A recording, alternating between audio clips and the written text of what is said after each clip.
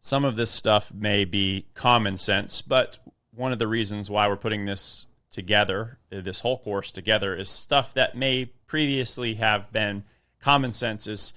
somewhat uncommon sense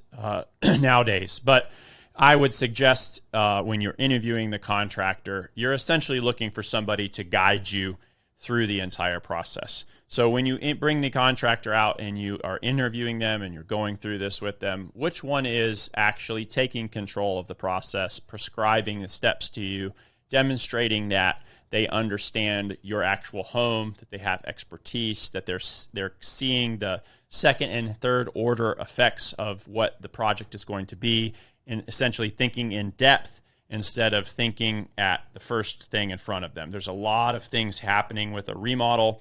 that everything's kind of hinging, structural stuff, foundation, existing systems that were in place at the time your home was built, how to adapt those. So look for their ability to take the lead in the conversation, to ask the right questions and to determine what that scope of work is going to be, and understanding how all these other players fit into the process, and use that experience and their ability to lead you through that initial interview and process and actually take control. And as well as, are they already busy doing work? Do they have a pipeline of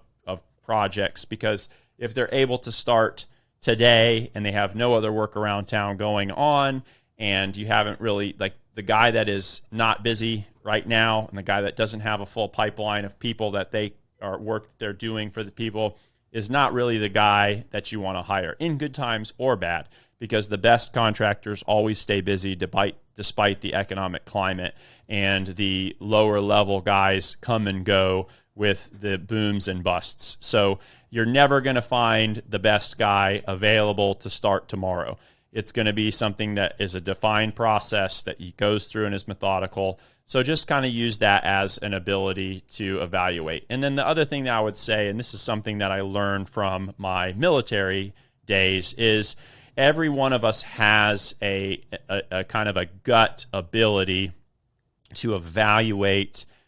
someone's authenticity. And essentially what that is that the content of someone's speech, the words that they're saying, is actually, depending on who you look at, around 7% of what it is actually to communicate. And the rest is tone of voice, body language, appearance, and stuff. And so when you're interviewing that contractor and you're sitting with them and they're talking through, are they coming across as what they're saying matching their tone of voice, matching their body language? And if you have a crook, if you will,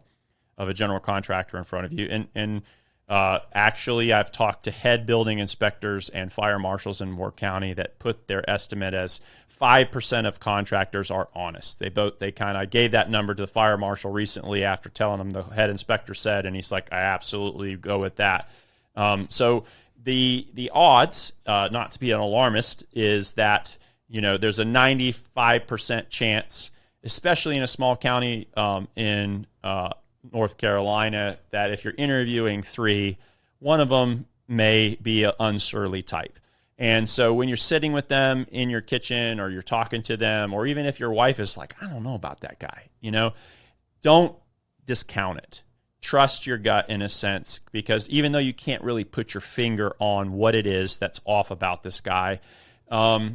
it's your intuition telling you that what he's saying out loud and what his body language is, they just don't match. And it's a lack of authenticity, which can lead to dishonesty and corrupt business practices and things like that. So just trust your gut in a sense on that, and don't ignore it, because if you do, it may be to your peril, and it may end up being something that makes this process of getting your new space and your remodeled home much more difficult across the finish line, et cetera.